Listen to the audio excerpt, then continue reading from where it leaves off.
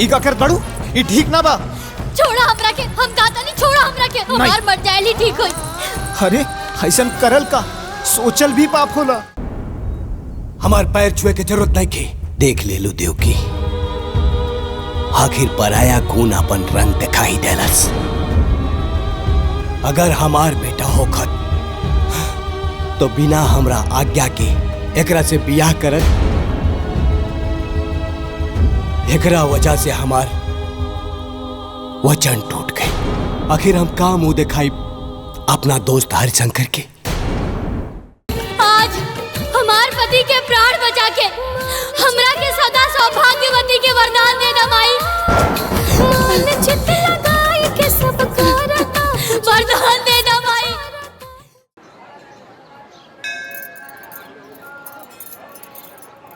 अरे यहाँ से चप्पल कहाँ गई? लौकत ना चप्पल। हमरो चप्पल नहीं खे लौकत। अरे हमरो चप्पल नहीं खे लौकत। पता ना चप्पलवा कहाँ चल गई। माई तोनी लोग के चप्पल यहाँ बा।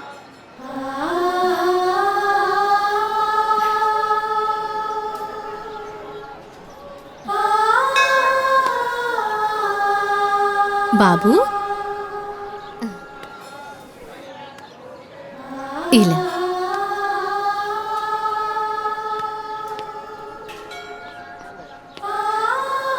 इला बेटा ला ई होला।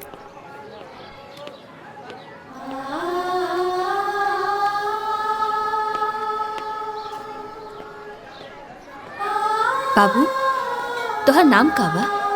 कहाँ रहेला? हम बतावत हई। अनाथ हा बेचारा। पैदा होते एकरा के केहू वटवृक्ष के नीचे छोड़ गईल रहे। आधी रात के रोवत रहे त हम उठौनी हा। ई वटवृक्ष के नीचे हमरा के मिलल ना, यही खातिर एकर नाम हम बटुकनाथ रख देनी। तब से यहीं पड़ल रहेला। मंदिर के साफ सफाई के साथे साथे आवे वाला भक्तन के जूता चप्पल साफ कर देवेला। जौन कुछ भी वो देवेला ना उहे खाए पिएला। इला माई।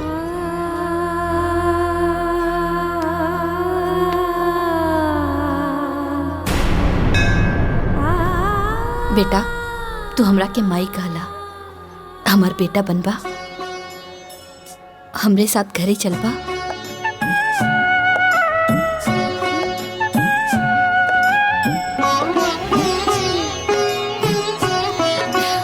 चला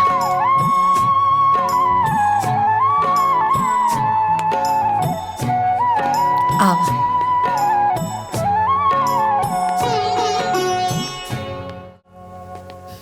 क्रिकेट ना शाम के खेलल जाई। हाँ वहाँ ऐसे छक्का मारी है। हाँ ठीक बा। अरे नलायको, कहाँ से घूम के आवत आ रहा लोग? वो गार्डन। अरे हम जज हई। अरे पढ़ लिख के कम से कम नायब तहसीलदार तो बन जा लोग। हैं? गांव में हमार थोड़ बहुत तो इज्जत बची रही। ये देखा कपड़ा गंदा कर लेला लोग। कहाँ खेलत रहला? अरे लइकन के डांटल छोड़ी और है ली प्रसाद ले ली। तू ला। देवकी इलाइका के हो? एक नाम बटुकनाथ था। ई हमरा के मंदिर में मिलल। अनाथ है बेचारा। ए जी हमने के लगे दो गोले का बा, एगो और हो जाई।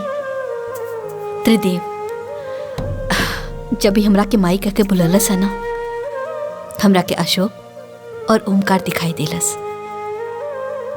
हम अपने ममता के रोक ना पौली और एकरा के लिए आईनी। ठीक बा, जब माई अपन ममता लुटा देनी त बाबूजी भी अपन प्यार दे दी हैं। है ना बेटा? चला हम तो के मिलाओ तनी। ई तोहार मझिला भाई अशोक। गले मिला भैया से। ए हाँ आवा। अब इनसे मिला। ई तोहार बड़ भाई ओंकार। चला ओंकार गले लगा बेटा। ओंकार का हो गई लेकर रखे? हाँ एकर तेवर तो देखा। लड़का है ना, समय के साथ बदल जाए। ठीक है चला, चल बेटा अंदर चल।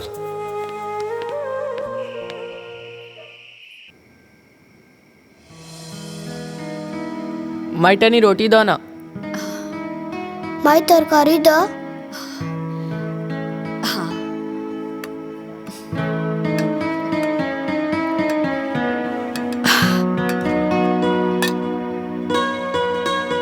इला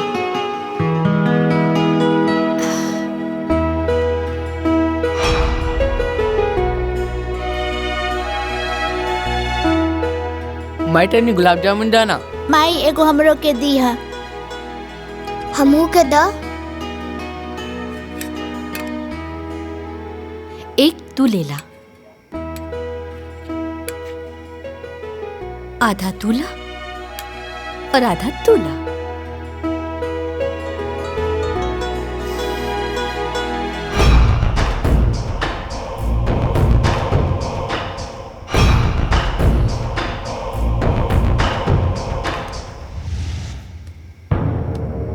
अरे माइक लगे हमने क्या सोते दो, चलो उठ। ए अरे ओमकार सुत गइल बा ना, तोहनी के बिस्तर लागल बा, जा जाके सुत जा।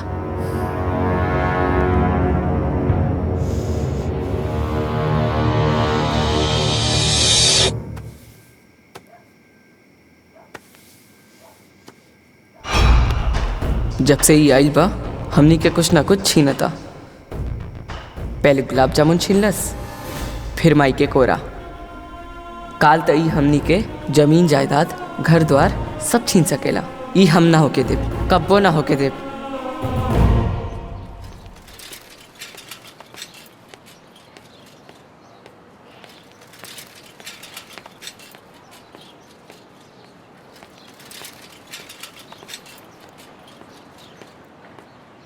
रुकी चाचा। हाँ रुकी। हाँ हाँ चल उतर। तोर ठिकाना आ गइल बा, अब हमनी के साथे एक कदम भी आगे मत बढ़ाइए। चली चाचा। हम हूँ स्कूल चलम, माई गुस्सा करी। भैया ऐसा मत करो।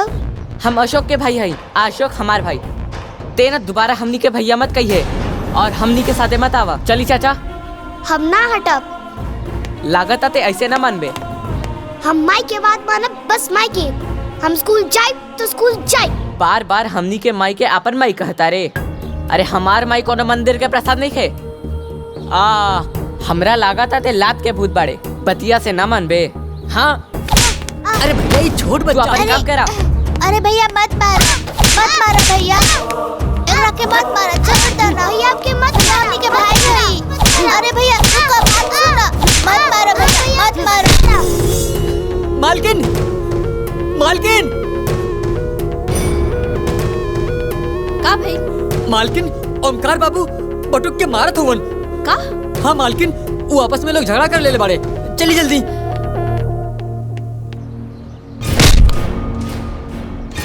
बटुक बिटवा, कुरुक्षेत्र में अर्जुन के उपदेश देत समय भगवान श्री कृष्ण कहले, हे पार्थ, धर्म युद्ध में जौन तोहरा सामने खड़ा बाड़े, इमे से न कोनो तोहार भाई है न कोनो गुरु, सब शत्रु बाड़े। युद्ध करा, युद्ध करा, युद्ध करा।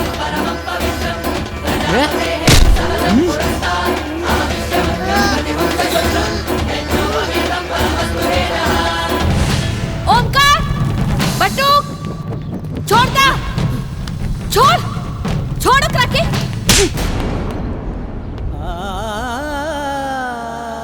तो के सगा से प्यारा ही पराया हो गई। अरे नहीं बेटा, तू अभी छोट पड़ा ना, यही से हमार बात नहीं के समझ तारा। रुका।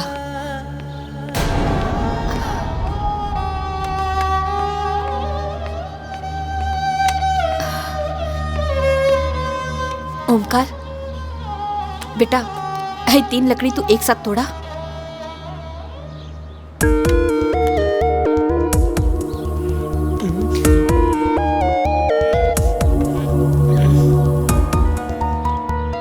नहीं खे टूटत। अशोक तू तो तोड़ ले पाना, तोड़ा। नहीं के टूटत। हमरे बटुक के पास तो बहुत ताकत बा, वो तो जरूर तोड़ ली। ला तोड़ा। तोड़ा?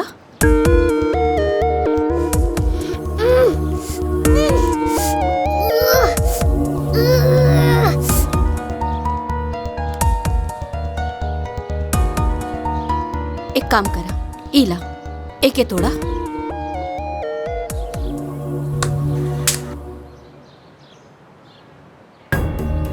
तू तोड़ा।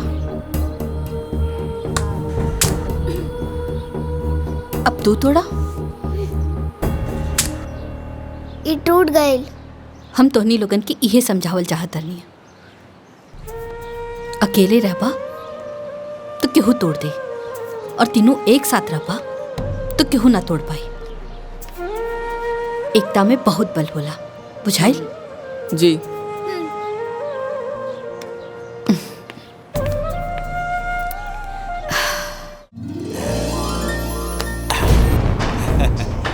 खुश रहा हमारे बेटा।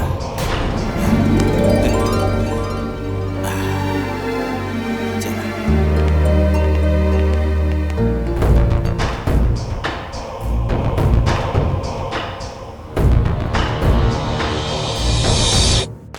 आज रउआ सब हमरा घर के दिवाली देखी और हमरा परिवार के सभी सदस्य से मिली। आई।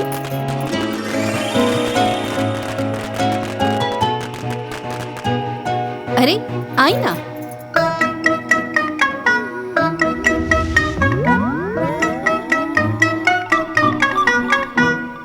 ये है हमार बड़का बेटा ओमकार और वो है हमार बड़की पतो माया। एकरा हाथ में ना झाड़ू पोछा कम और लाली लिपस्टिक ज्यादा रहेला। चली अब घर के दूसरा सदस्य से हम आपके मिलावतानी। आई, इनसे मिली।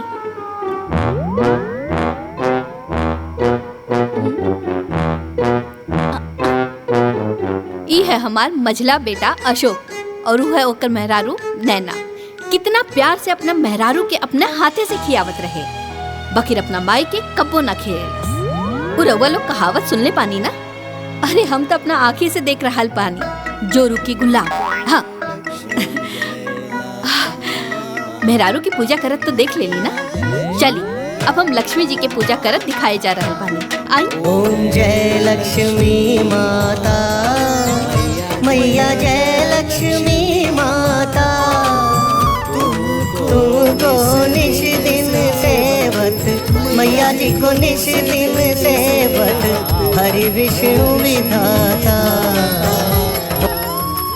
ओम जय लक्ष्मी माता।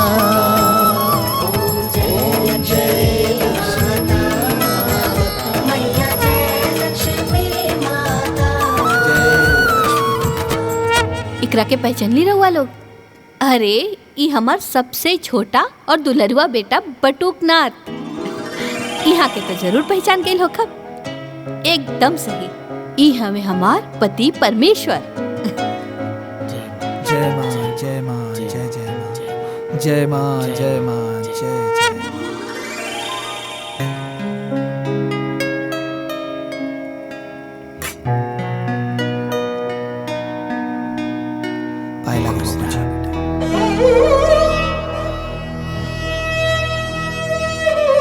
खुश रहो।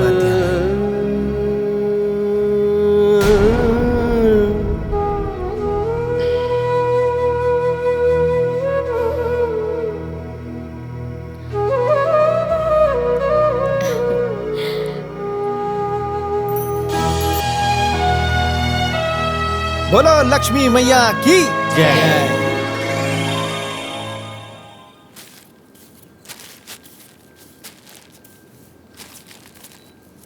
बटुक, ए बटुक। हाँ माई, बोला का कहा तारू? हाय देखा ना, ये सीधा पिसान ना पंडित जी खातिर बांध देने वाली। हाय ले जा करके ना दे दिया। ठीक बा। अरे अरे रुका रुका। अब का भाई? ये देखा ना पैसा देवल तो भूल गई रहनी। हाँ इला इहो दे दिया और पंडित जी के जोड़ लगा के ना आशीर्वाद जरूर लिया। काहे से कि संत महात्मा के आशीर्वाद से ना दुख मुसीबत सब दूर हो जाला। और वैसे भी वो तुहार जीवन दाता बाड़े। ठीक बा, हम आशीर्वाद जरूर लिहब, भूलब ना।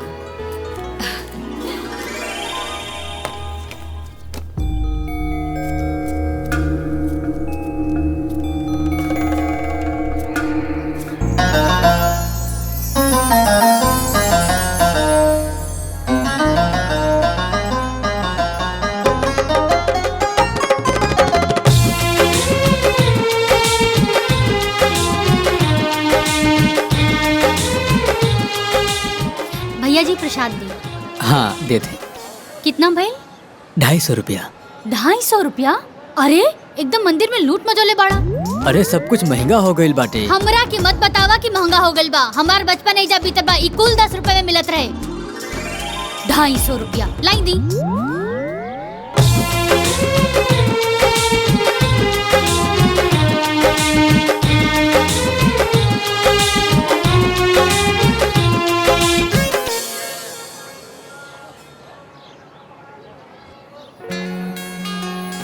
पाँव लागत बानी पंडित जी, आशीर्वाद बनैले रहब। खूब खुश रहा बेटा, ईश्वर करे तू हमेशा खुश रहा।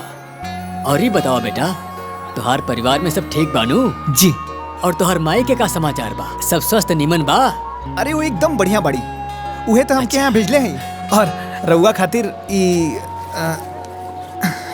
चढ़ावा भी देले बाड़ी। जथा नाम यथा गुण।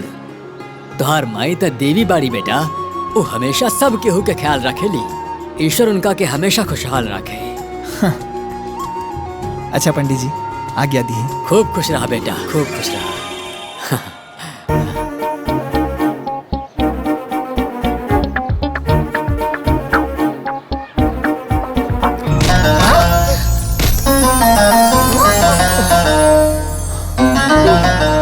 अरे आंधर बाड़ा का, हाँ?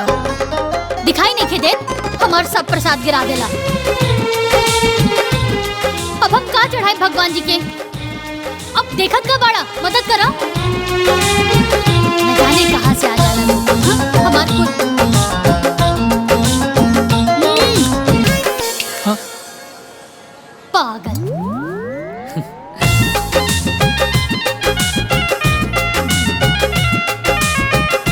बटुक बेटा। जी पंडित जी। का सोचत बाड़ा? कुछ ना पंडित जी। पहचानलाई के रहली? के रहल? अरे ई उहे सावित्री रहली जौन अपना माई के साथे इहवा आवत रहे, आ तू जेकरा साथे खेलत रहला, कबो कबो लड़त भी रहला।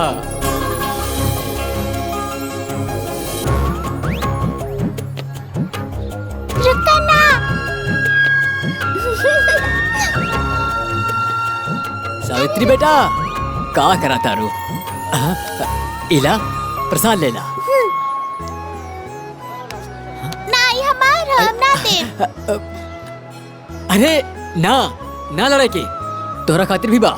रुका, इला। हाँ खेला। हाँ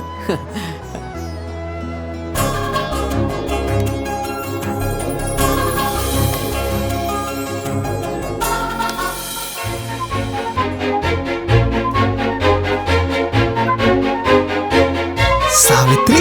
हाँ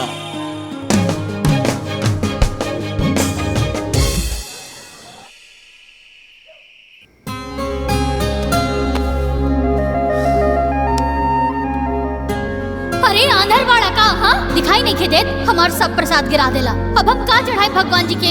अब देखत का बाड़ा, मदद करा। अरे एकदम मंदिर में लूट मचोले बाड़ा। हमरा की मत बतावा कि महंगा हो गईल बा। हमार बचपन एजा बीतल बा, ई कुल 10 रुपए में मिलत रहे।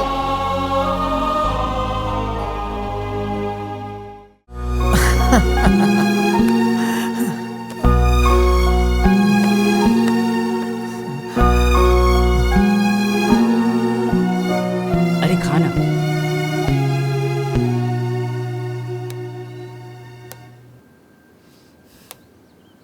बटू, नाश्ता हो गेल तुहार? हाँ। अच्छा ते काम करा ना, तू ना मंदिर चल जा। काहे से कि तुहार बाबूजी ना अपना दोस्त हरिशंकर जी के यहाँ जाए से पहले हमरा से कह के गइल बाड़े।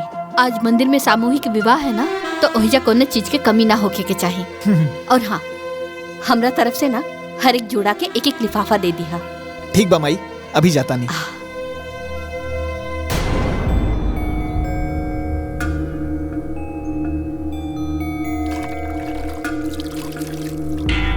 हला ठीक है।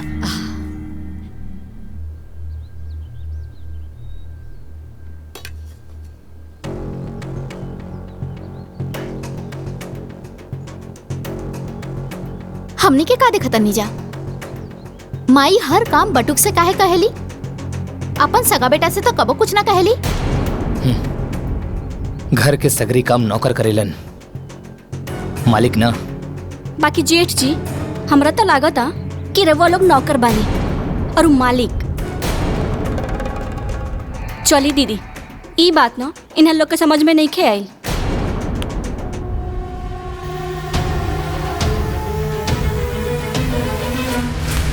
जाहिदा, तू खाना खाना।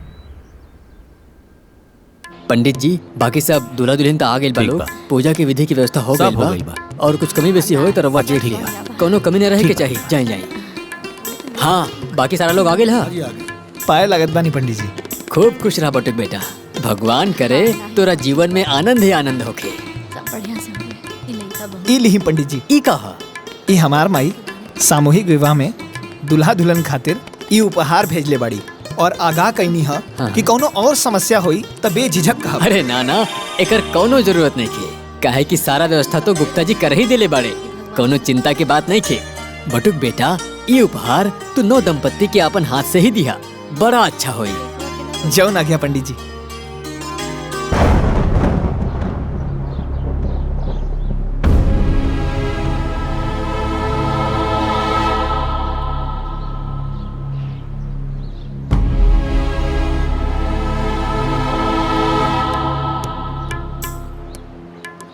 हाँ सोनू, ठीक।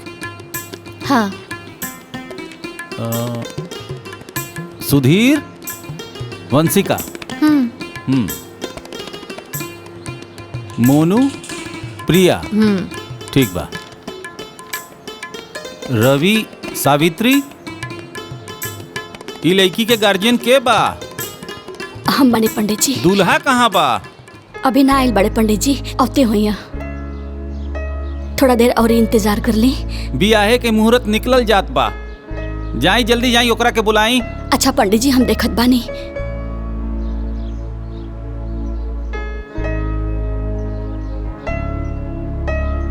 अब सब दुल्हा दुल्हन लोग बैठ जा।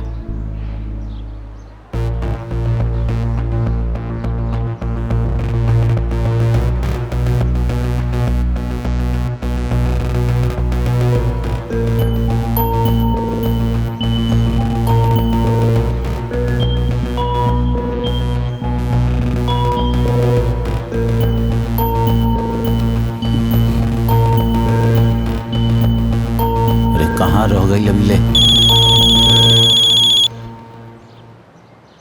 हाँ राम प्रसाद जी, अरे का भइल?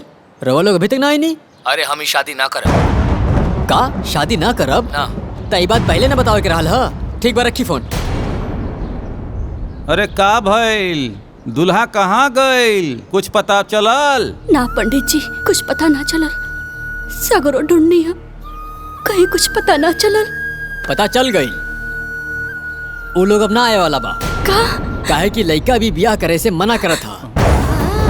हे भगवान, ये का हो गए? अब हम का करी? हमार तो नसीब में फूटल बा। कैसे कुल बनलो काम बिगड़ जाता हमार। धीरज रखा, सब ठीक होई। अरे हो सकेला कि सावित्री बिटिया के नसीब में ऐसे बढ़िया वर लिखल होए।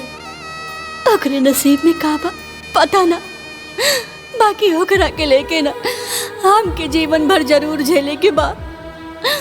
अरे पैदा होते ही बाप के खा गई।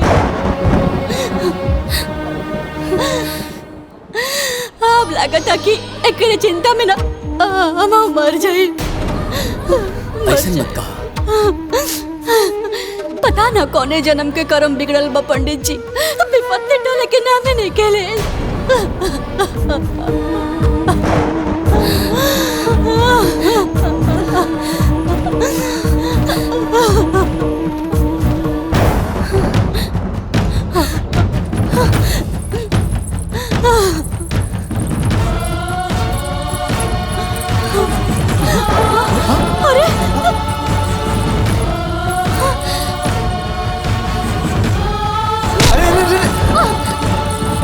ई का कर बड़ू? ई ठीक ना बा। छोड़ा हमरा के, हम कहता नहीं छोड़ा हमरा के। हमार मर जाए ठीक होई। अरे ऐसन करल का सोचल भी पाप होला। हम तोरा के ना करे दे। हमरा के ई पाप पुण्य के बारे में कुछ नहीं के पता।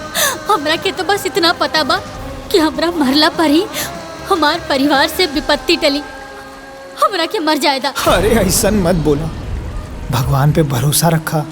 भगवान के घर में देर बा अंधेर नहीं।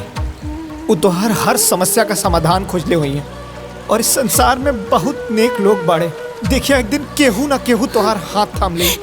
इस संसार में ऐसा केहू ना होला जे बेसहारा के सहारा दे सके। केहू नहीं के ऐसा, केहू नहीं के ऐसा। अरे नहीं, अभी भी इंसानियत जिंदा बा, बहुत लोग बाड़े।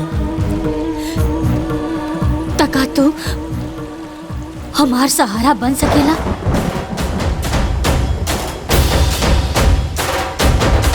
बन तो सकेला पर बाबूजी से ज्ञान बाटल अलग बात था और उहे ज्ञान के पालन कईल अलग बात।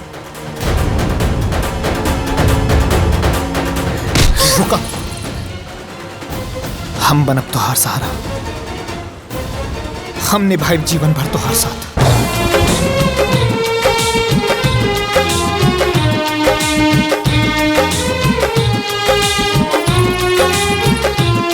अब वर वधू एक दूसरा के गला में माला डालिए। ओम वक्रतुंड महाकाय सूर्यकोटि समप्रभ निर्विघ्नं कुरु मदेव सर्वकार्येषु सर्वदा।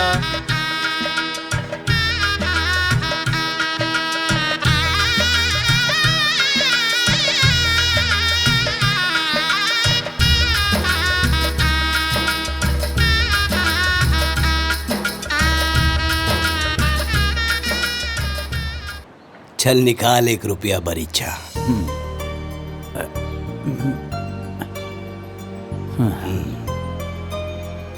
आज से तोहर बेटी हमार घर के बहू भइल और हमार बेटा तोरा घर के दामाद। ठीक रही ना?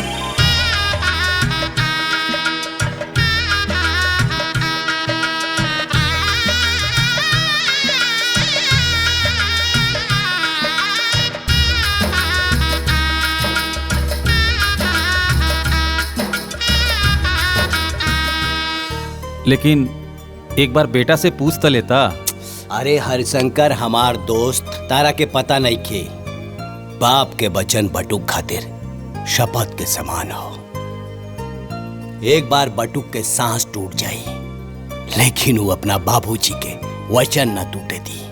हमार बेटा बटुक कौना भी लड़की के मांग में सिंदूर भरी तो वो तोर लड़की होगी। ये हमार वादा हो दोस्त, वादा।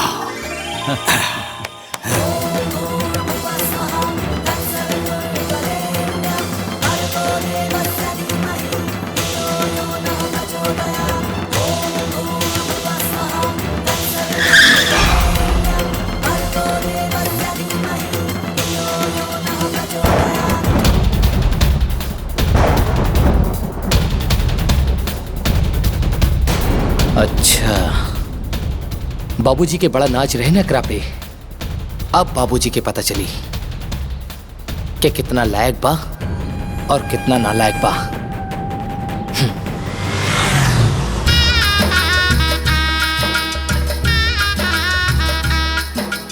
हे भगवान, तुहार लाख लाख शुक्र हा। ई का 1 रुपए के सिक्का? हरे भाग्यवान, ये 1 रुपया के सिक्का ना, भरीचा भरीचा। हम अपना बटुक के बियाह तय कर देनी अपना दोस्त हरिशंकर के बिटिया से। बहुत बढ़िया कहनी है बाबूजी। सगुन तो सगुन होला, चाहे 1 रुपया हो चाहे 1 लाख रुपया का हो। अब हमरा समझ में आई कि रउआ रोज सवेरे सवेरे अपना दोस्त के घरे काहे जात रहनी है। अपना दोस्ती के रिश्तेदारी में बदले।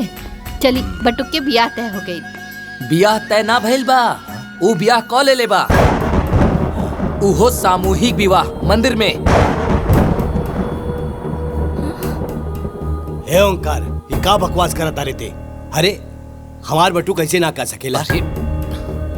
अरे ते बचपने से ओकरा से जले ले, यही खातिर इस तरह बात करता रे। अरे हमार बटू बिना हमरा से पूछ ले, बिना हमारा आज्ञा ले ले शादी कैसे?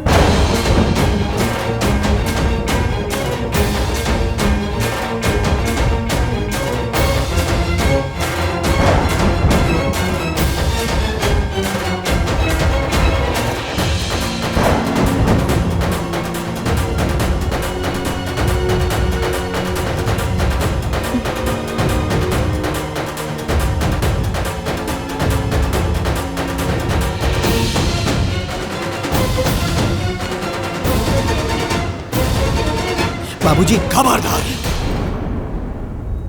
हमार पैर छुए के जरूरत नहीं की। देख ले लो देव की, आखिर पराया खून अपन रंग दिखाई देलस। अगर हमार बेटा होखत तो बिना हमरा आज्ञा के एकरा से बियाह करत। एकरा वजह से हमार वचन टूट गई।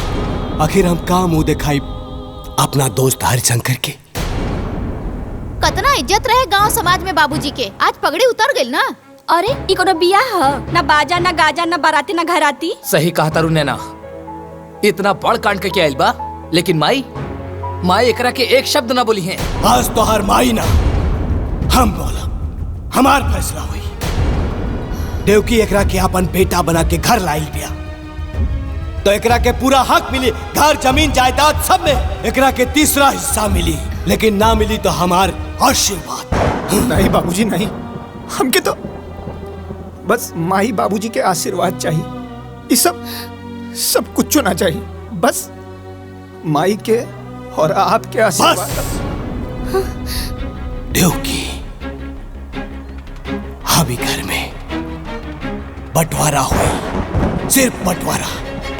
बाबूजी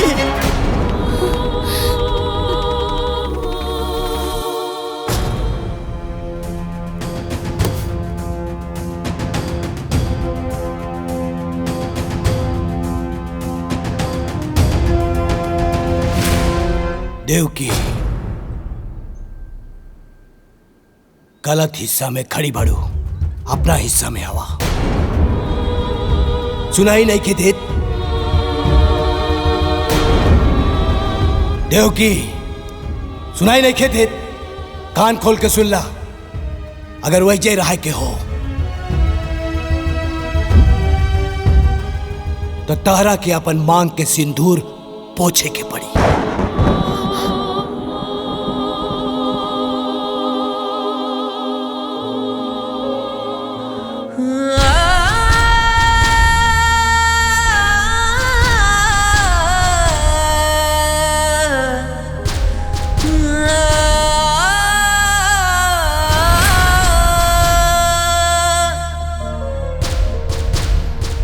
सुख दुख में खड़ा रहे गजब संजोगवा होला।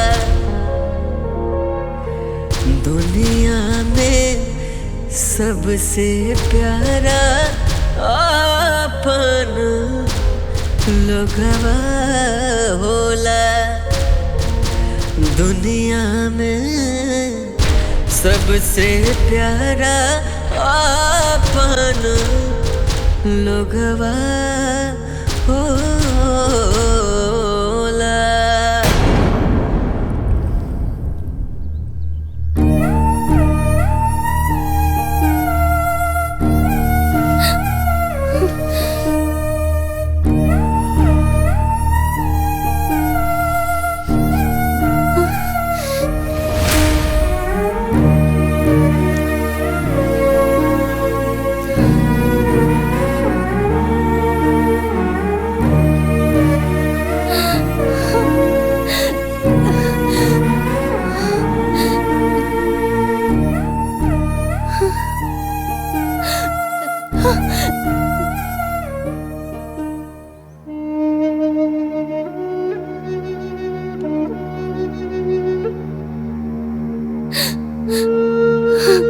हम यहाँ भागन हैं।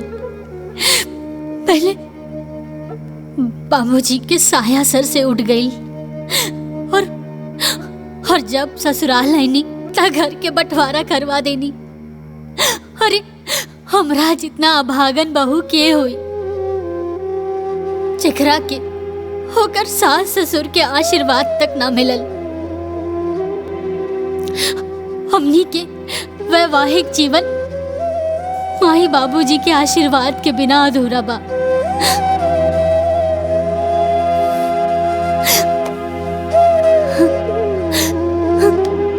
तू अपन दिल छोटा मत करा। बाबूजी गुस्सा में होवन और माई एक दिन उनकरा के जरूर मना लेहन ई रात रोए का ना है, ये हमनी की जिंदगी का नया शुरुआत है। आओ।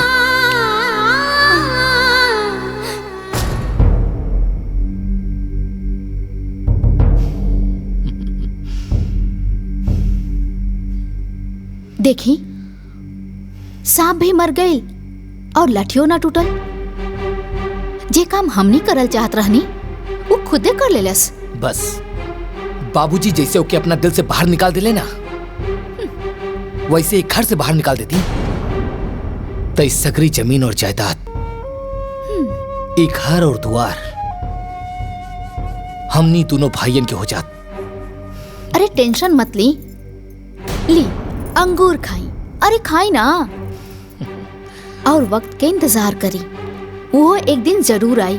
काहे कि माया नाम हवे हमार और माया के माया अपरंपार होला।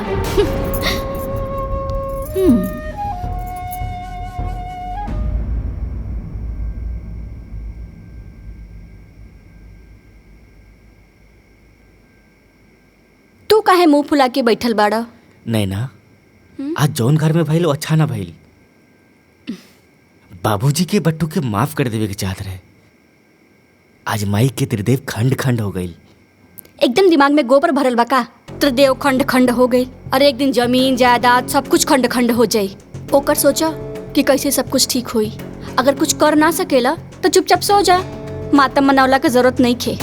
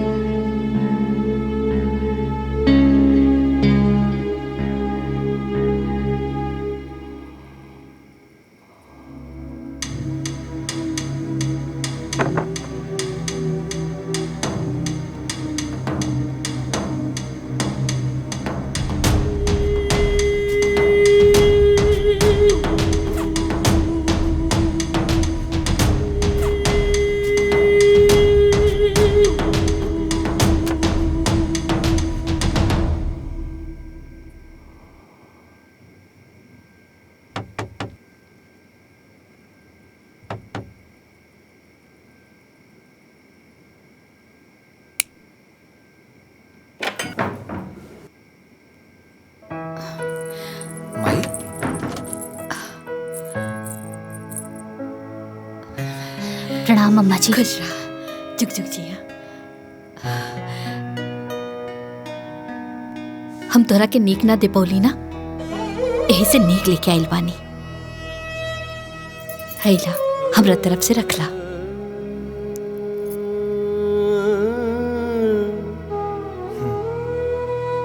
रखला ना।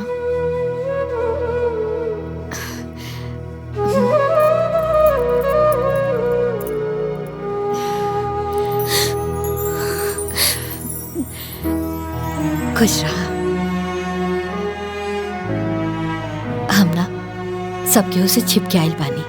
हमार बड़की पतोहिया ना अलगाव होते ही अपने मैके से नौकर बुला लेलस। एक नंबर के काम चोर पिया। काम में मन ना लागेला, बाकी सब चीज पे नजर रखेले। अच्छा हम चलतानी।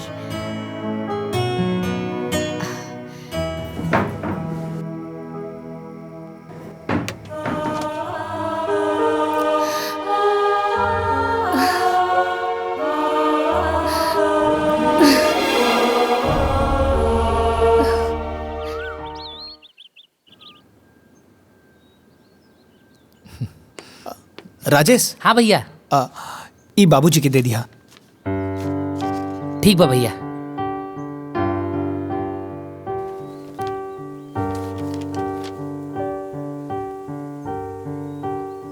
ली बाबूजी चाय पी ली। हाँ रख दा।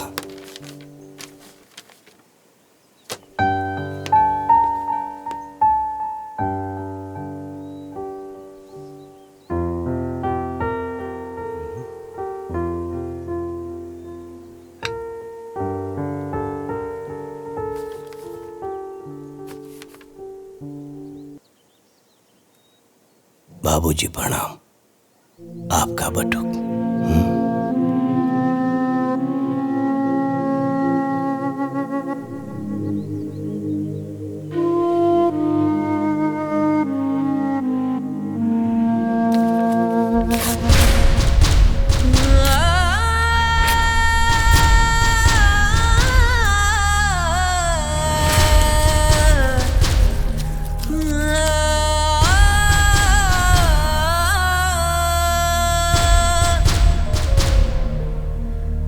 सुख दुख में खड़ा रहे गजब संजोगवा होला।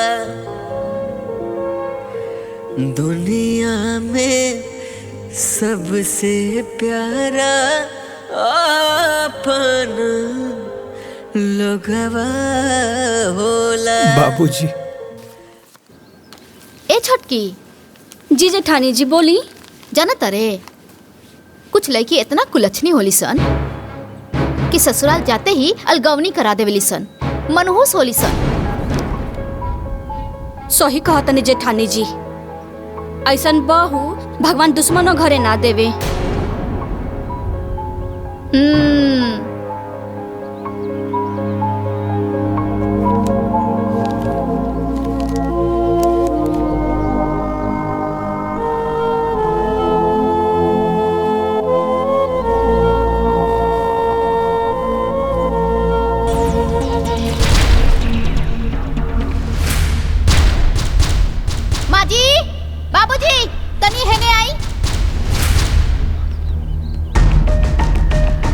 का फिर बहू? ये देखी सारा कचरा गोलिया के और हमनी के ओरा करके चल देलस महारानी। बाप रे बाप, कितना पट्टेदारी निभावती। अरे सावित्री, सावित्री, का भैल जी? ये सब कहा? ये सब कचरा गुलिया के एहर कह दिलू? हम त ई सूप लेवे खातिर गइल रहनी, कूड़ा उठावे खातिर।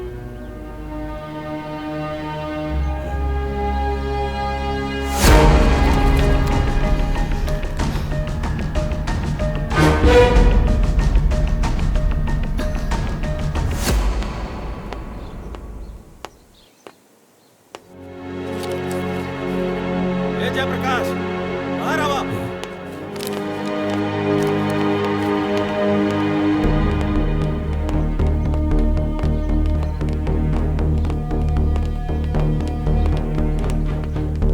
इहे निभैला दोस्ती हमरे साथे।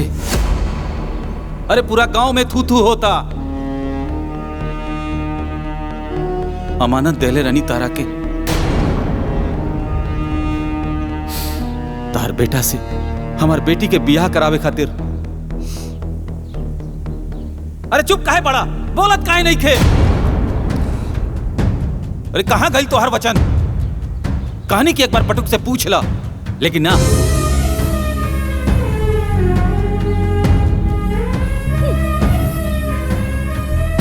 जाना तरू देव की भोजी कि का कलस हमरा के? बटुक शपथ के समान बा। बटुक के सांस टूट सकेले, लेकिन ओकर बाप के वचन ना टूट सकेला। अरे आप का भाई बोलत का नहीं का? चुप काहे बड़ा? का करी अब हम?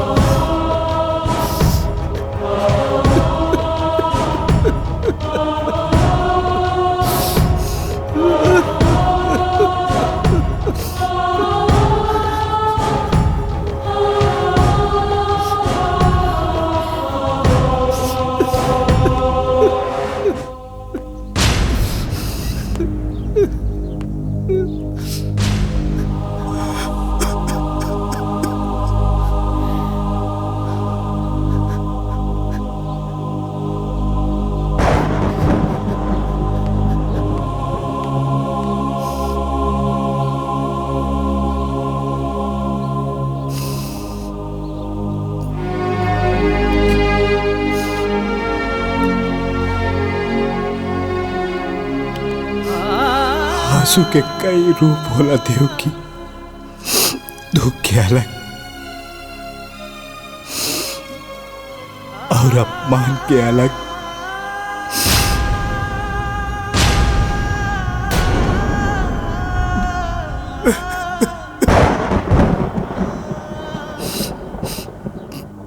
दुख के आंसू पिया जाला,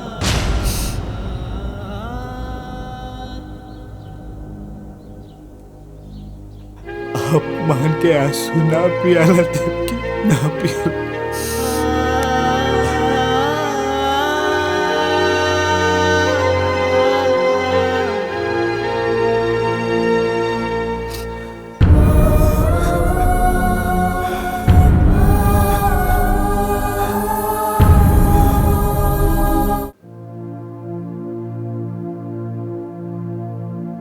आज हमार वजह से पहली बार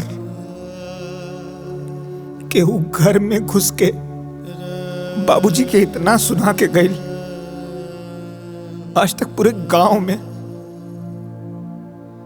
केहू हमार बाबूजी के कुछ ना कहले रहल। बड़ा इज्जत रहल बाबूजी के। ए जी, ई बात का लेके रहुआ अपने आप के मत कोसी जी, मत कोसी।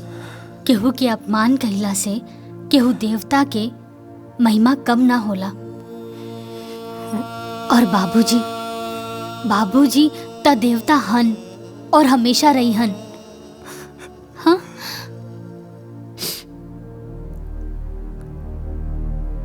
आज तक देवता के भी अपमान हो गए। हाँ देवरानी जी, ये अपमान बाबूजी के गुस्सा के आग में घी डाले के काम कैले बा। और अब बाबूजी के सीना के जरत नफरत की चिंगारी एक दिन ज्वालामुखी बन जाई। ओकरा बाद बाबूजी ओकरा के खुदे निकाल दिए घर से।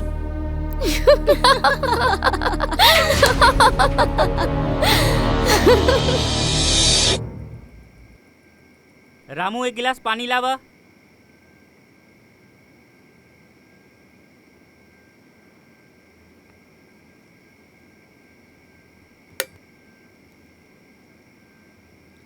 ए जी, घुरहु आयल रहे, कहला सा कि कल खेत में खाद वाद डाले के बा। बटुक, काल सवेरे तू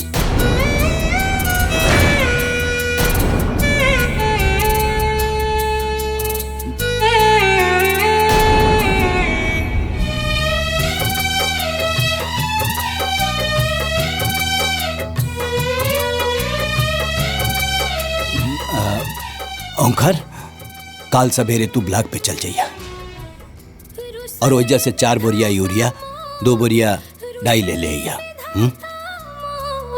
कुछ ना बुझात बा, ठीक जिंदगी बा। के नैया कवना हुरिया बहल जात बा।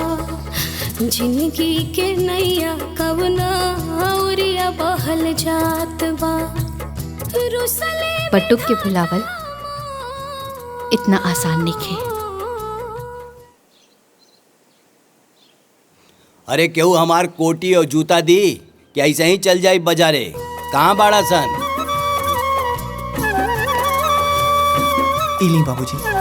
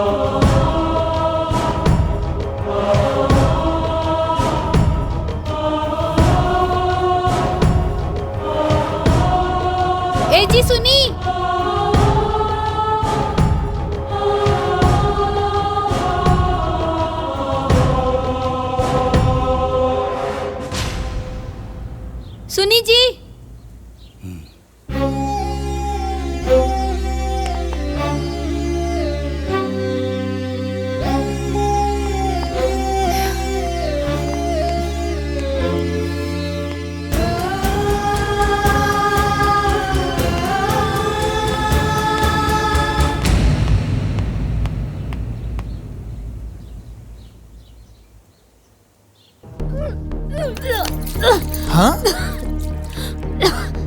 का भइल हो? तबीयत तो ठीक बानू? उल्टी?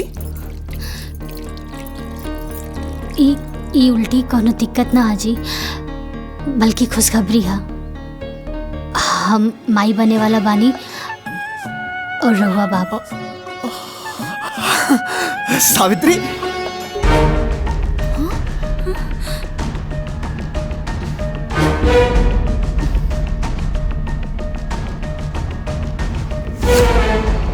ब्याह कके पहले हमनी देवरानी जेठानी आईनी और माई पहले उकल मोही बन गई।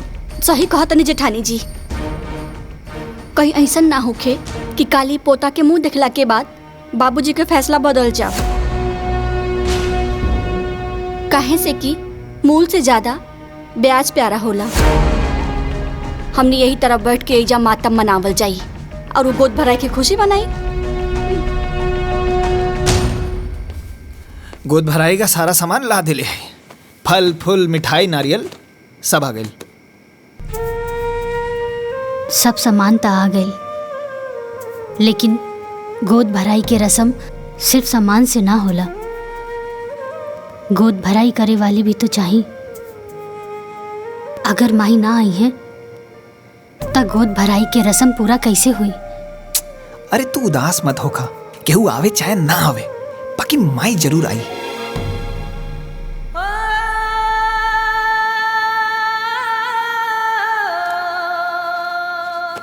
लाई पैर दबा दे।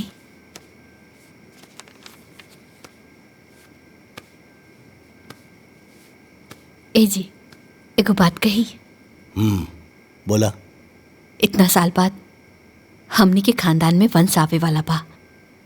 रउआ कहीं तो हम कल बहू की गोद भराई में जाई ना। वंश आपन होला, पराया के ना। तारा के गोद भराई में जाए के जरूरत नहीं खे, बुझाइल नो।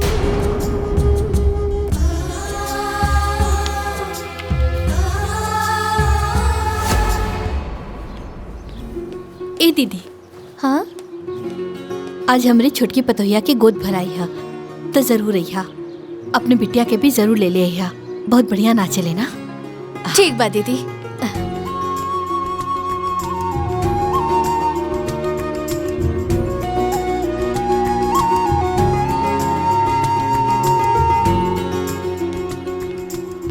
बिटिया, आज ना हमरे छोटकी पतोहिया के गोद भराई है तो जरूर अइहा। ठीक बा, आ जाई।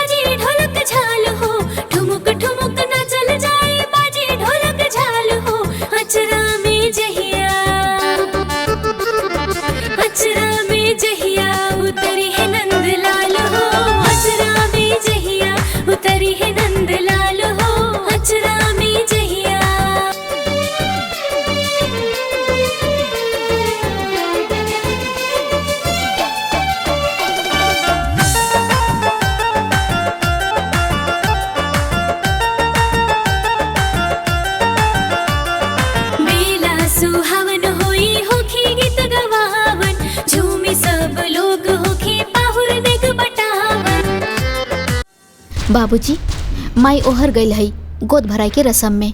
हम अपना आंखें से देख के आईनी है। रउआ हमार बात के भरोसा करी ना बाबूजी। अगर भरोसा नहीं के होत तो छोटकी से पूछ ली। बाबूजी, दीदी सही कहा तनी। हमहू माई के वहाँ देखले रहनी है। बहू, अगर तू लोगन के बात सच निकलल तो सोच ला, आज के बाद से देवकी भी हमरा लिए मर गई। चला लोगन। चलिए बाबू। हाँ चलिए बाबूजी।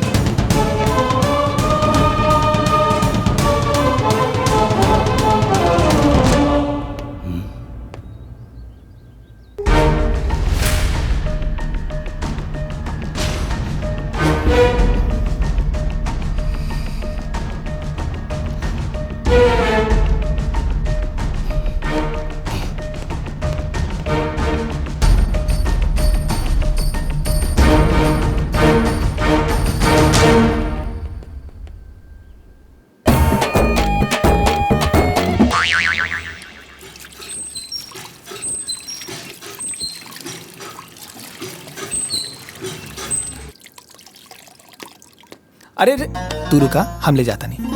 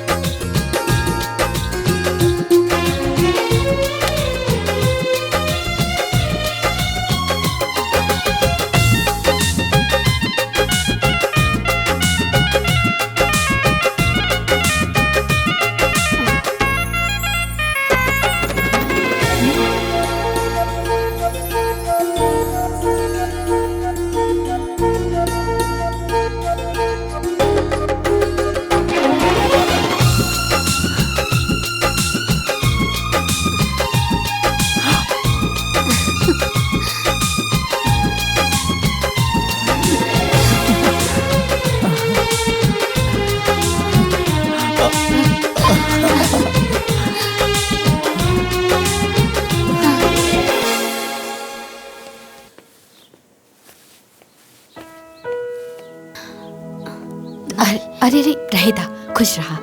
अच्छा, आज रात में ना चंद्र ग्रहण लगी तो ध्यान से ना अपने पेट पे गोबर लगा लिया, ठीक बा? ध्यान रखिया।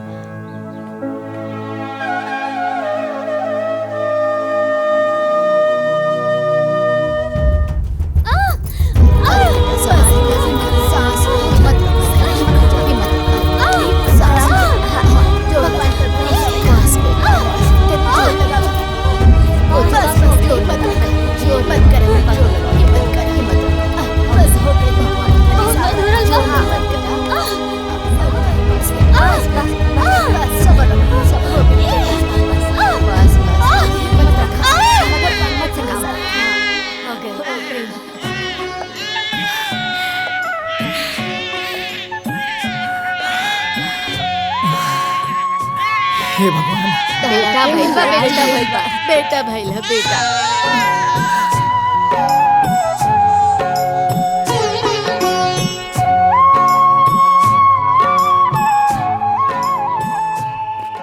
अरे भौजी, अच्छा भैल एजे बेटा गईलू। हमरे पोता के ना छठी है, ठीक बा, तो पूरा परिवार के साथ ही है। ठीक बा, आ जाई, ठीक बा, आ जाई बा, ठीक बा। का भइल? वो घर में मच्छर बहुत हो गई बा। हाय देखी। ठीक ठीक हो, मारा मच्छर।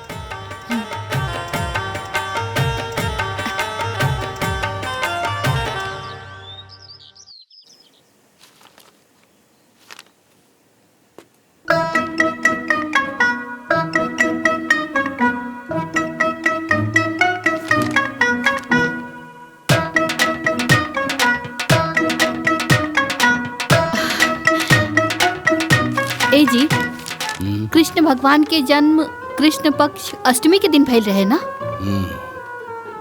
और महीना भादो के और दिन बुधवार रहे ना?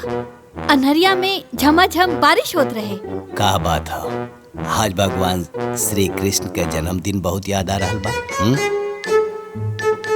नहीं नहीं, और रउआ का अखबार में लगे बा? चाय पी ना, ठंडा हो जाए। हाँ हाँ।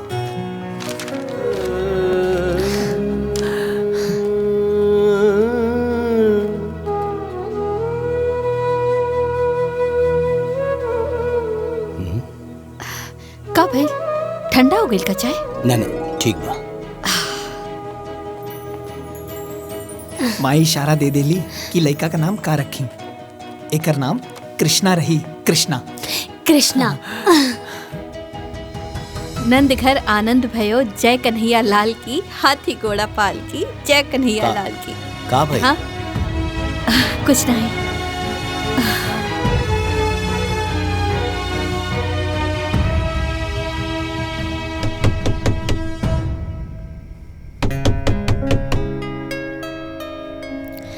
ले ले ले ले ले ले बापू मेरा। माई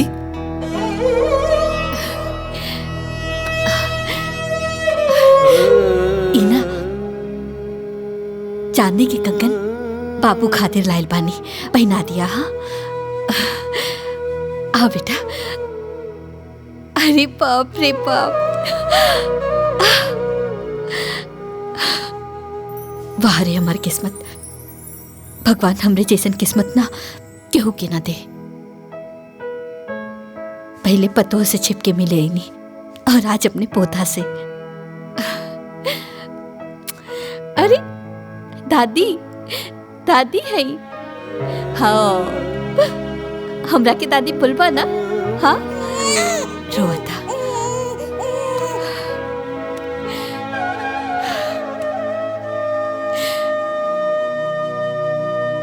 आपन ख्याल रखिए।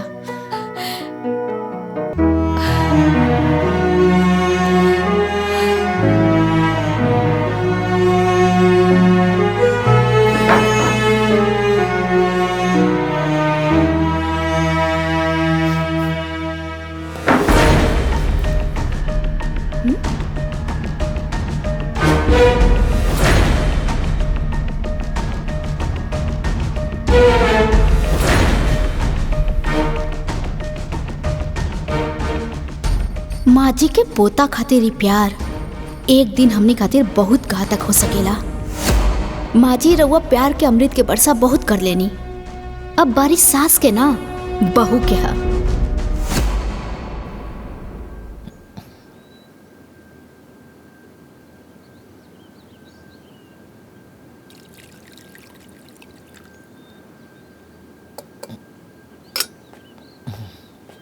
ए रामू, तनी चापाकल से हमार नहाए खातिर एक बाल्टी पानी ले आवा।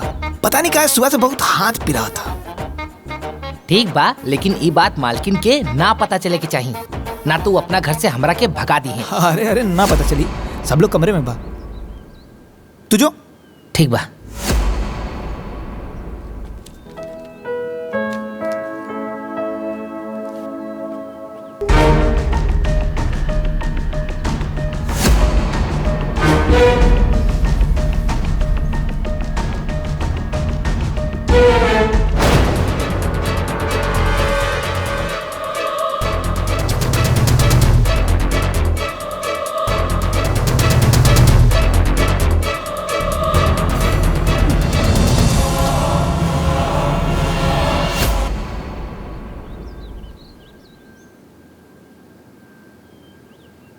अरे ब्लॉक प्रमुख जी, रउआ हमार गांव वालन खातिर नल के व्यवस्था करा दी। हाँ ठीक बा, हम ब्लॉक पे आ जाए।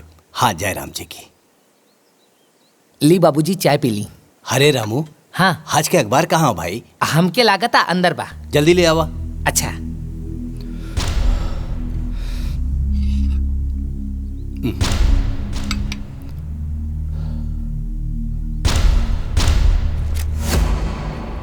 बाबूजी प्रणाम। आपका बटुक।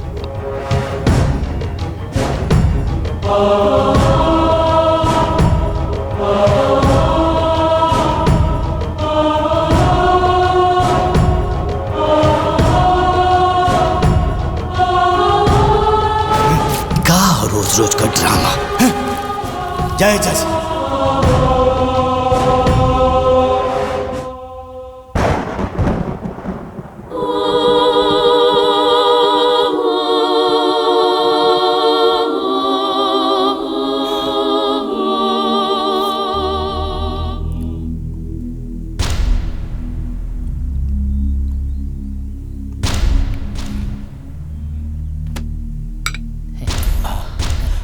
काबिल बाबूजी। बाबूजी चक्कर का होता। चक्कर होता। ओमकार भैया, अशोक भैया, मालकिन, भाई जल्दी आए। देखिए बाबूजी के काम। अरे बाबूजी, बाबूजी, बाबूजी, मालकिन, बाबूजी, बाबूजी देखिए काबिल। बाबूजी नौटंकी मत कर। हमनी के दोनों बेटा बानी जाही जा। बाबूजी के तोहरे सहारा के कोनो जरूरत नहीं है। बुझाइल। अरे चल ना, अस्पताल लेके चल ना। अशोक, अरे बोल पे ले चल अस्पताल बाबूजी लेके चल बे। ले चल। संभाल के आराम से।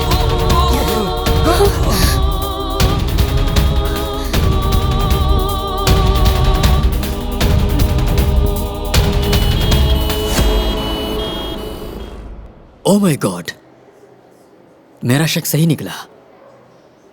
चाय में जहर था।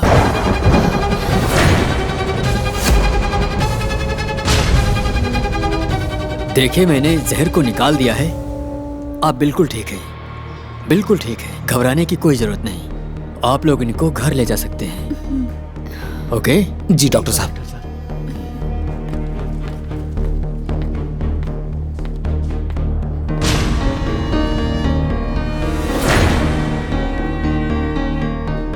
का रामू, चाय में जहर के में ले रहे? ना मालकिन ना, चाय में जहर हम ना डलनी, बस बाबूजी के चाय लेके गई रहनी। तो किचन में केहू औरो आइल रहे का? हाँ, बटुक भैया आइल रहले।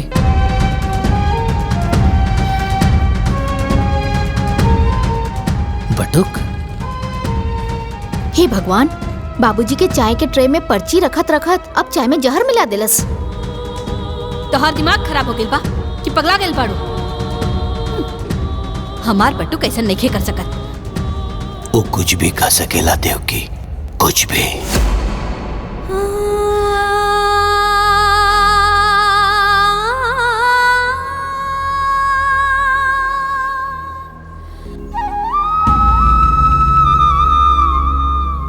हे भगवान, हमार बाबूजी के कुछ ना होके दे, चाहे हमार जान ले ली, बाकी हमार बाबूजी को एकदम ठीक कर दे, एकदम ठीक कर दे। बटुक, बाबूजी, बाबूजी। का भइल? विश्वास नहीं की होत हमरा की जिंदा देख के? अरे हमरा के का पता रहल कि हम अपना ही घर में सांप पाल रहल बानी, जौन एक दिन हमरा के डसी। अरे आशीर्वाद ना देनी तो चाय में जहर मिला दे लेते। ना बाबूजी ना, ऐसा मत कहा। हम तारा चाय में जहर नहीं के डलने बानी। हम जानता नहीं तो हमार भगवान जानत। भगवान होके या इंसान, दिक्के होके भी धोखा दे सकेले। आपन खून आपन ही होला।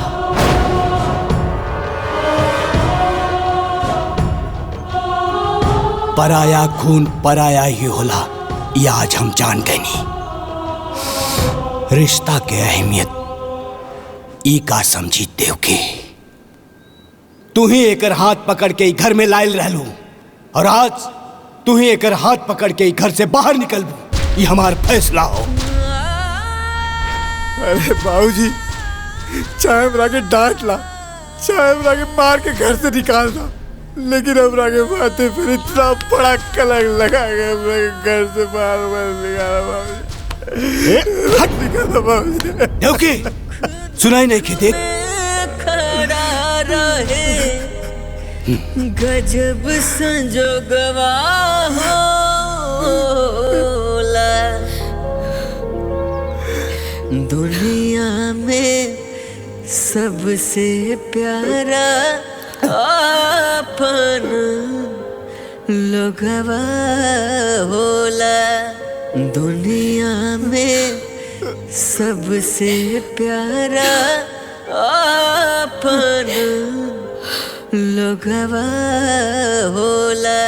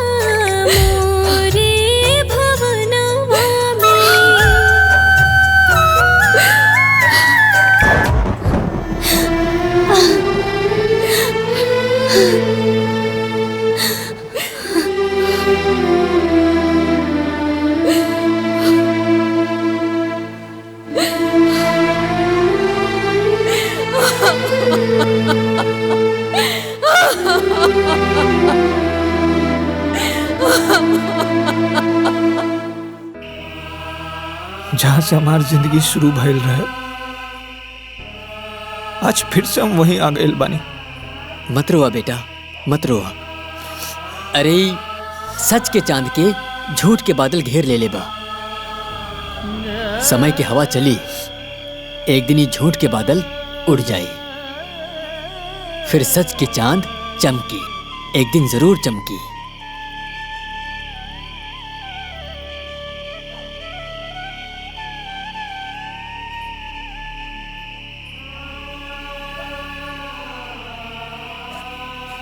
पाए लगी पंडित जी।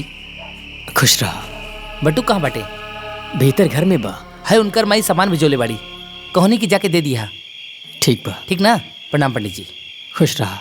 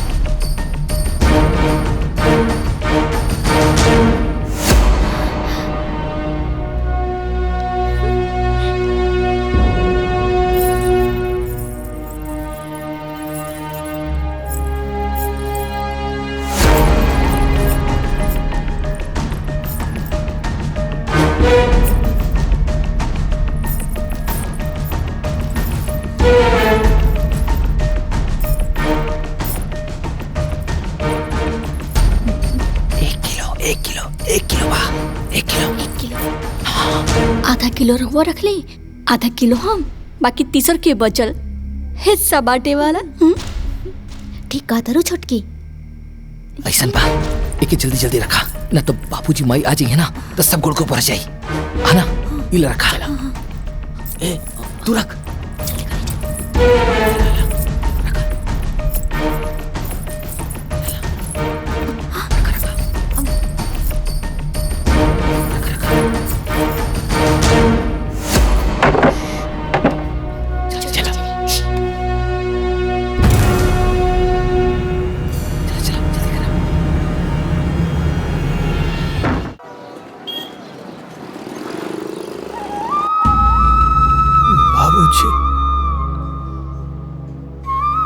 बाबूजी,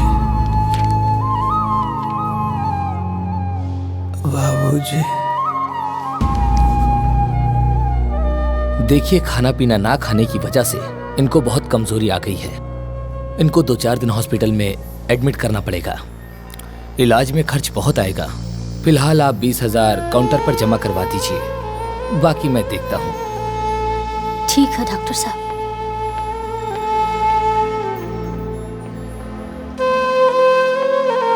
बाबूजी,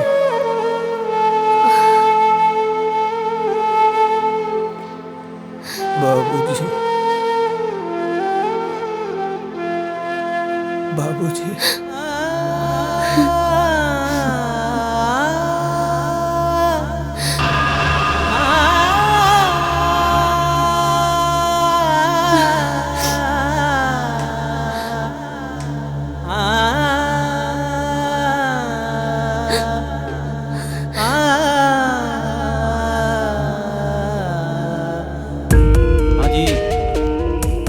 अरे रउआ चिंता ना करी, हो जाई। हाँ हाँ, बैठिए।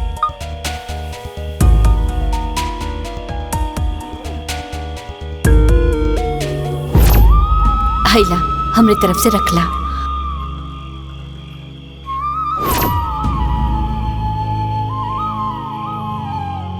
एके बेचे के बा।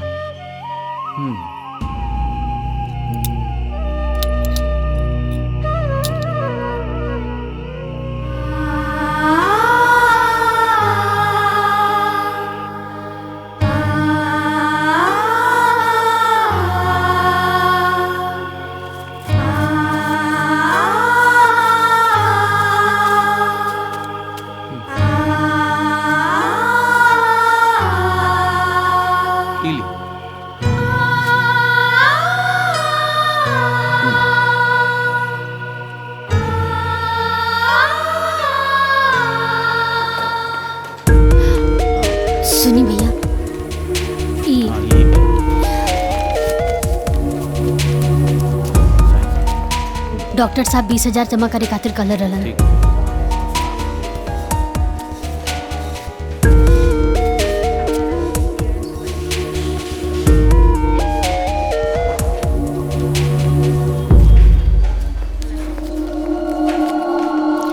डॉक्टर साहब अब तबीयत कैसन बा?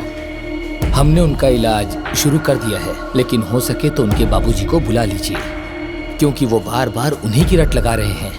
हो सकता है कि उनका आना दवा से ज्यादा काम करे।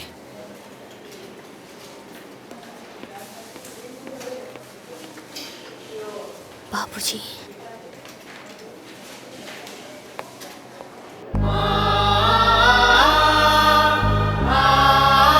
बाबूजी, बाबूजी। का करी? बाबूजी के कैसे लेके आई? कुछ समझ में नहीं के आवत। बाबूजी,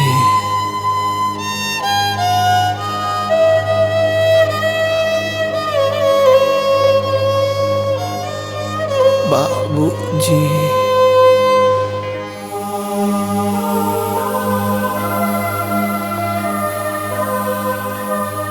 सावित्री बिटिया, बटुक कैसन बा? पुजारी बाबा तनी को आराम नहीं के, तनी को आराम नहीं के। सावित्री बिटिया मत रोवा, हिम्मत से काम ला। कल वट सावित्री माई के व्रत बा, तूहू व्रत रखा। सावित्री माई सबके सुहाग के रक्षा करेली, तोहरो सुहाग के रक्षा उहे करी। अरे जौने वटवृक्ष के नीचे सावित्री माई के निवास बा, उहे वटवृक्ष के नीचे बटुक हमके मिलल रहे। सावित्री माई के आशीर्वाद बटुक के बचपन से ही मिलेला। जना तारू बिटिया, सावित्री माई यमराज से 3 गो वर मंगले रहली, और सबसे पहला वर अपना अंधा सास ससुर खातिर मंगले रही। अब तू होता अपन सास ससुर के पूजेलू, तब माई तोहरा के आशीर्वाद काहे न दिए बिटिया। बिटिया तू व्रत रखा, फिर देखिया सावित्री माई के ऐसन चमत्कार होई कि उनकरा के साथे साथे माई बाबू के आशीर्वाद भी बटुक बाबू को मिल जाई। हम वट सावित्री माता के व्रत जरूर रखब।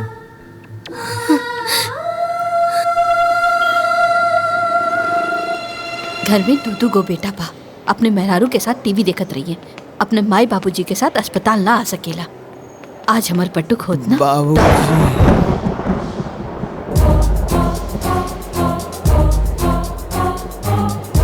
बाबूजी। हमार बटुक अस्पताल में। बाबूजी। डॉक्टर साहब एक। हाँ बोलिए। इलाका के का भइल बा? कोई बीमारी नहीं है, उसे कोई सदमा लगा है, इसीलिए काफी कमजोर हो गया है। बेहोशी की हालत में भी बाबूजी बाबूजी बोलता रहता है। बाबूजी। सुख दुख पता नहीं कैसा निर्दयी बाप है इसका कि एक दिन देखने तक ना सका। Excuse me. बाबूजी। दुनिया में हमार आत्मा तो आज भी माने के तैयार नहीं थे। हमार बेटू ऐसा कुछ कर सकेला, ओकर बाबूजी ओकरा पर विश्वास नहीं करत। इससे बड़ा सदमा और का हो सकेला। हमार पतोहिया सब परेशानी अकेले सहलस। हमार पोता कहाँ होई, केकरा पास होई? हमार पोता ए जी दुख में दुश्मन के पास भी चल जाला। आज तक रवा जौन कुछ भी कहली हम मना न कैली। आज हम रवा से हाथ जोड़ के विनती करतानी, हमरा पतो और पोता के पास जाए दी। हम अपने सुहाग के क्रिया खा के कहतानी कि खाली दूरे से देखब, बात न करब। मान जाए, हम विनती करतानी, मान जाए। बाबूजी।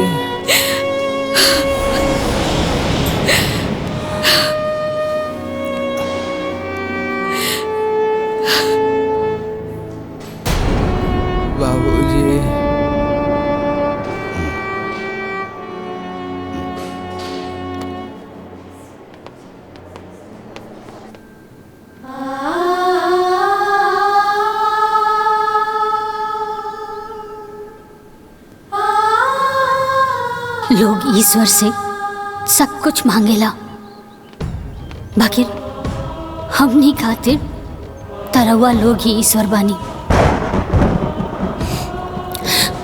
हमनी के आपन आशीर्वाद दे दी, हमनी के आपन आशीर्वाद दे दी। हम जाना तानी कि राहुल आशीर्वाद के बिना हमनी के जीवन कबो सुखी ना रही।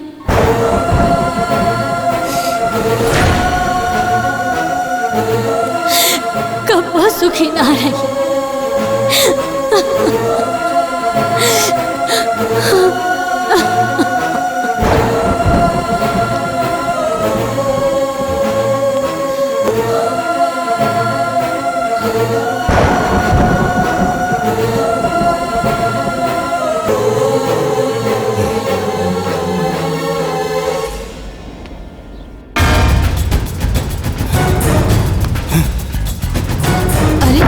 क्या करता नहीं हुआ?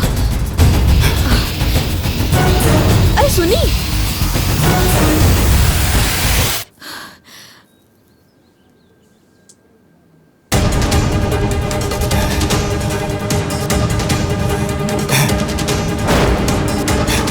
ये क्या करता नहीं? ओंकार, अशोक, बाबूजी है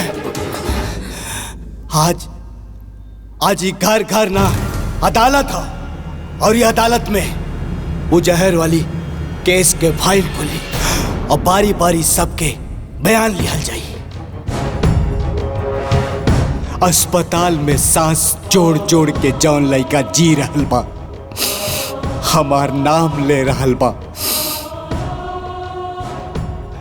घर में होकर पत्नी मंदिर में भगवान के जगह हमार तस्वीर लगा के पूजा कर रहल बिया। हमरा के भगवान मान ले बिया। उ लइका और ओकर पत्नी हमार जान ना ले सकेले। हमरा के पूरा यकीन हो गइल बा ई दुष्कर्म तू ही लोगन में से केहू एक कैले बा। हम 3 ले गिनती गिनब, फिर जे आरोपी होगी वो सामने आ जाए, ना तब ई माचिस के तिली जला के हम पूरा घर जला दे। हमरा साथे साथे पूरा परिवार जली और मरी। एक बाबूजी ऐसा मत करिए बाबूजी। 2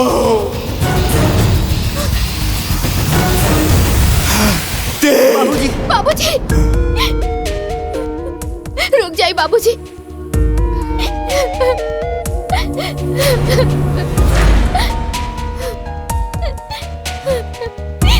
ये महापाप हमरा से हो गए बाबूजी, हमके माफ कर दी।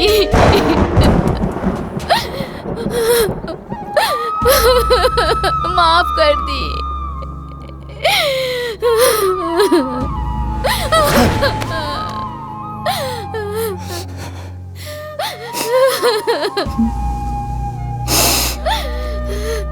ये पाप ते काहे कैले रे पापी, काहे कैले?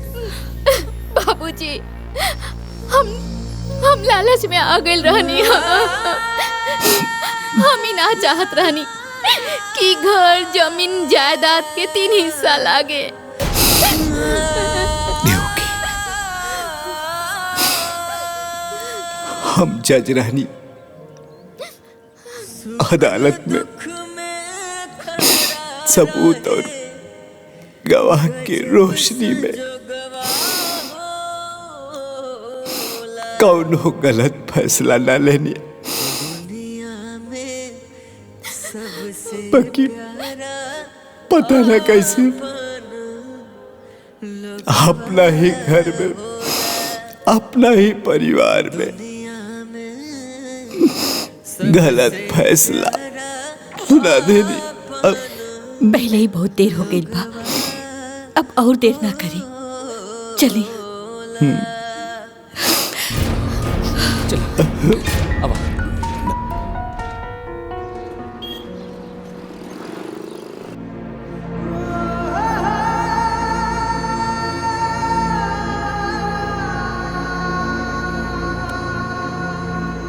देखिए सावित्री जी, हमने बहुत कोशिश की, मगर हम डॉक्टर हैं, भगवान नहीं। इनके पास समय बहुत कम है, इनको घर ले जाइए। अब इनको मेडिकल नहीं, कोई चमत्कार ही बचा सकता है। I am sorry. डॉक्टर साहब, हाँ, डॉक्टर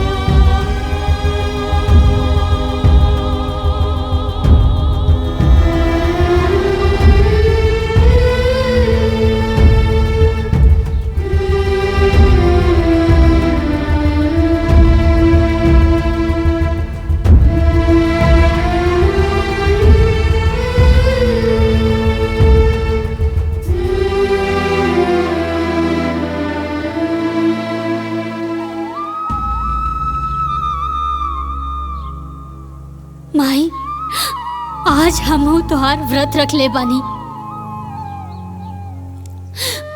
अपना पति के लंबा उम्र खातिर याद रखिए माई, अगर आज हमार सुहाग उजड़ गई तो दुनिया के कोनो भी औरत राहुल व्रत ना राखी। माई, माई तू तो चल गई यमराज के पीछे पीछे, पुत्रवती और सदा सौभाग्यवती के वर पा ले लो। आज ही सावित्री रउआ से उहे वरदान मांगतिया। आज हमार पति के प्राण बचा के हमरा के सदा सौभाग्यवती के वरदान दे दा माई। मन चित लगाई के सब करता वरदान दे दा माई, वरदान दे दा माई।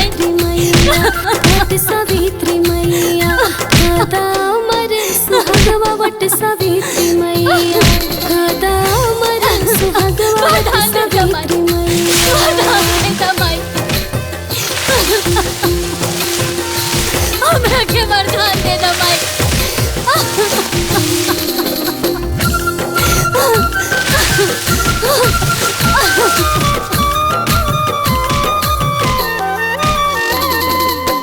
पति सत्यवान के तू प्राण ले लो वापस, कैलो असंभव के संभव। रहलो सती नारी पतिव्रता, तू बनलो सृष्टि के गौरव। उल्टे यमराज से तू हो, उल्टे यमराज से तू पवलो वरदानवा। वट सावित्री मैया, वट सावित्री मैया कदा मर सुहागवा, वट सावित्री मैया कदा मर सुहागवा, वट सावित्री मैया। बाबूजी, बाबूजी,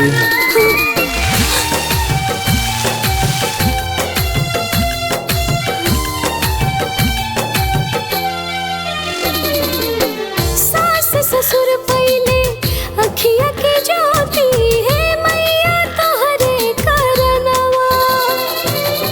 हो गइले अमर कहानी तोहार, पूजे लागल जहनवा। परग परग चाली हो, परग परग चाली बांध ले हो धगवा। वट सावित्री मैया, वट सावित्री मैया कदा मर सुहागवा, वट सावित्री मैया कदा मर सुहागवा, वट सावित्री मैया।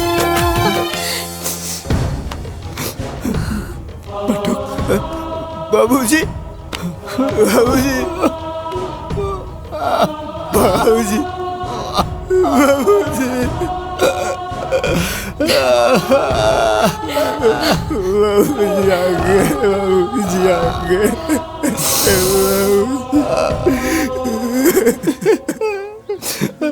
बेटा, अच्छा बुरा पहचाने में हमरा से बहुत देर हो गई।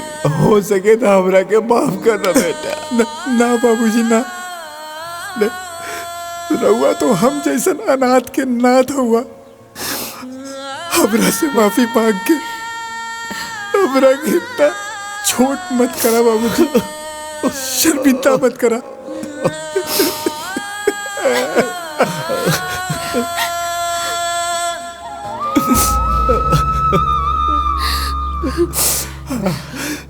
बहू, हम तोरो बहुत बड़ गुनाहगार है। तू दोनों बियाह करके आइला तो हाथ पसार के तू लोगन के स्वागत करे के रहल, लेकिन हम अभागा बाप तू लोगन के धुतकार के ही घर से निकाल देनी।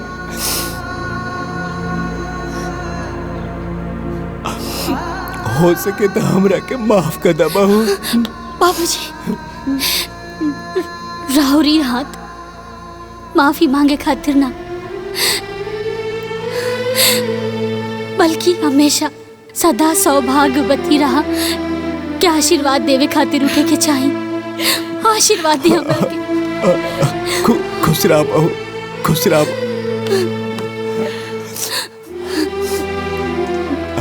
देवकी, अब हमार बेटा और बहू हमरा साथे रही, हमने के सब साथे रह जाए। पंडित जी दे, हाँ, संभाल के।